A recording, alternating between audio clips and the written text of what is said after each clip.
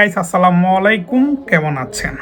আজকে আমি আপনাদেরকে দেখাবো ইউটিউব থেকে অটোমেটিক স্ট্রাইক আসতেছে, ওয়ার্নিং আসতেছে, যেখানে কোনো ইউটিউব কমিউনিটি গাইডলাইন সব কিছুই ফলো করে কন্টেন্ট তৈরি করার পরও চিলড্রেন সেপেট চিলড্রেন কমিউনিটি গাইডলাইনের জন্য প্রথমত একটি ওয়ার্নিং এসেছেন এবং কি ওয়ার্নিং আসার পরে ভিডিওর মধ্যে টোটালি কিছু নেই, তারপরে কিন্তু এসেছে। দেখেন আমি আপনাদেরকে দেখাচ্ছি কিভাবে স্ট্রাইক আসলো, কিভাবে ওয়ার্নিং আসলো, দেখতে থাকুন। Your content which remove that to you violate of your community guideline.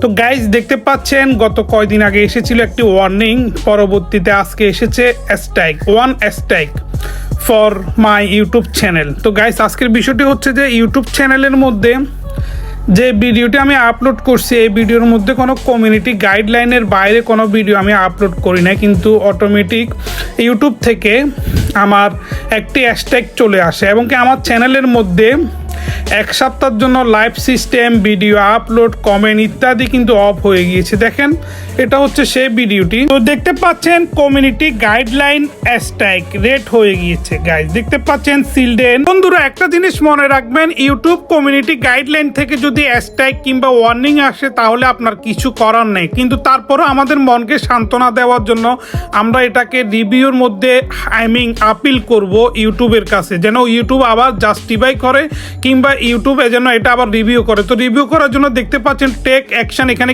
Click করার পর আরো একটি অপশন ওপেন হয়ে গেছে। দেখতে পাচ্ছেন রিভিউ ইন ইস্যু, জয়কে বিদেশে পাঠানো। তো এটা আমরা সাবমিট আপিলের মধ্যে আমরা সাবমিট করে দিচ্ছি। দেখতে পাচ্ছেন এখানে আমাদের চ্যানেল ড্যাশবোর্ডের মধ্যে আপিল করার পর দেখতে পাচ্ছেন well review your appeal, thanks for your input, well send your email, well your review is done. মানে হচ্ছে যে 72 ঘন্টার মধ্যে আপনাকে জানাবে।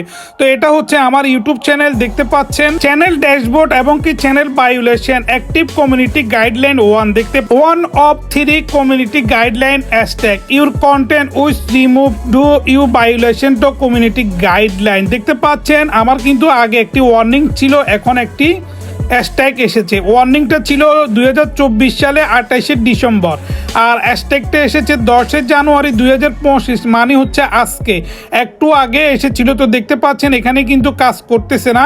তো পরবর্তীতে আপনারা ভিডিও পেতে হলে অবশ্যই আমার সঙ্গে কন্ট্যাক্ট করবেন এবং কি এই কমিউনিটি গাইডলাইন কি কারণে আসতেছে এবং কি আপনাদের বিশেষ করে আমি একটা জিনিস বলবো যে এখানে আমি কিন্তু আপিল সাবমিট করে দিয়েছি, কিন্তু এখনো পর্যন্ত আপিলের কোনো রেজাল্ট দিবে না ইউটিউব থেকে, আপিল আপনাকে দেখবে না। কারণ এখানে যেটা দেখতে পাচ্ছেন আমি এর আগে ওয়ার্নিংটা আপিল সাবমিট করছি, কিন্তু আপিলটা এখনো পর্যন্ত সাবমিটের মধ্যে পড়ে আছে, এটার কোনো রেজাল্ট ইউটিউব আমাকে এখনো পর্যন্ত ইমেল করে নাই।